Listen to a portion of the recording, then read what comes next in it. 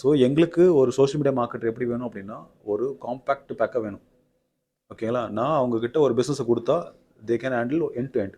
ஏன்னா நாங்க ஒரு 15,000 20,000 ஒரு கிளையண்ட் என்ரோல் பண்றோம் அப்படின்னா, அவங்களுக்கெல்லாம் நாங்க உட்காந்துட்டு ஒரு ஹை ப்ரொஃபைல் கிராஃபிக் டிசைனர் குடுக்க முடியாது. ஏன்னா ஒரு போஸ்டர்ஸ்க்கு நாங்க 6 to 8,000 நாங்க சார்ஜ் பண்றோம்.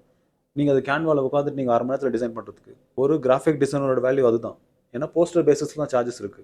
ஸோ அவனால 2 போஸ்டர் கூட ஆஃபர் பண்ண முடியாது. அந்த ரேஞ்ச் பட்ஜெட்ல இருக்கிற கிளையண்ட்டுக்கு. ஸோ அவங்களுக்கு நாங்க யார ஆஃபர் பண்ண முடியும்? உங்கள தான் ஆஃபர் பண்ண முடியும். இல்லையா? இதுவே ஒரு 1 லேக் to 1.5 லேக்ஸ் அவங்களால மந்த்லி பண்ண முடியும் அப்படின்னா, அப்போ நாங்க வந்து உங்களுக்கு டெடிகேட்டடா ஒரு டிசைனர் அலோகேட் பண்ணுவோம்.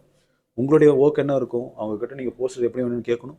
அத வாங்கணும், பப்ளிஷ் பண்ணணும். இதுதான் உங்களோட ஒர்க்கா இருக்கும். அந்த மாதிரி கிளையண்ட்டுக்கு நீங்க சொல்யூஷன் தந்தீங்க அப்படின்னா. பட் மிட் ஸ்கேல் கம்பெனி எது போனாலும், இப்போ எங்களோட கம்பெனிலயும் அந்த மாதிரி தான் இருக்கு.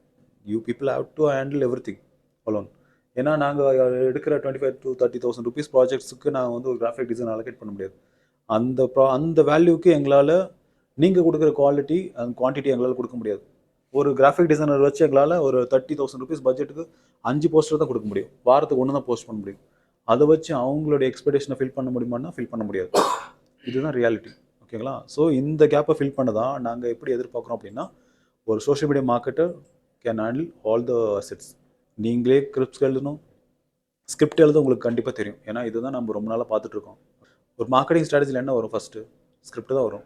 ஸ்கிரிப்ட்னா உட்காந்து பேசுறது கிடையாது. நீங்க அந்த ஸ்ட்ராட்டஜிய தான் நம்ம ஸ்கிரிப்ட்னு சொல்றோம். ஸோ அதுதான் நம்ம ஃபாலோ பண்ண போறோம். இதுக்கப்புறம் கன்டென்ட் கிரியேஷன்ஸ்க்கும் போவோம். ஸோ அப்போ உங்களுக்கு ரியல் டைம் ஸ்கிரிப்ட் எழுதுறது எப்படி? அந்த பிசினஸ்க்கு எப்படி அடாப்ட் பண்ணிட்டு கன்டென்ட் மேக் பண்றது? இது எல்லாமே நீங்க தெரிஞ்சுப்பீங்க ஒவ்வொரு டைம்ல. ஓகேங்களா? எல்லாம் ஒரே நாள்ல கத்துக் குடுத்துற முடியாது இல்லையா? எல்லாமே ஆப்பர்ச்சுனிட்டி கிடைச்சா தான் கத்துக்க முடியும். இப்போ நீங்க ஒரு இண்டஸ்ட்ரிக்காக பண்ணிட்டு இருக்கீங்க. ஒரே விஷயத்த நீங்க 1 மாசமா பார்த்துட்டு இருக்கிறதுனால உங்களுக்கு ஒரு ஐடியா இருக்கு இப்ப. ஓகேவா? இதே ஒரு புது பிசினஸ் நான் உங்ககிட்ட தரேன் அப்படின்னா, அந்த ஐடியா உங்களுக்கு இருக்காது. அப்போ உங்களுக்கு ஒரு டைம் வேணும். இல்லையா?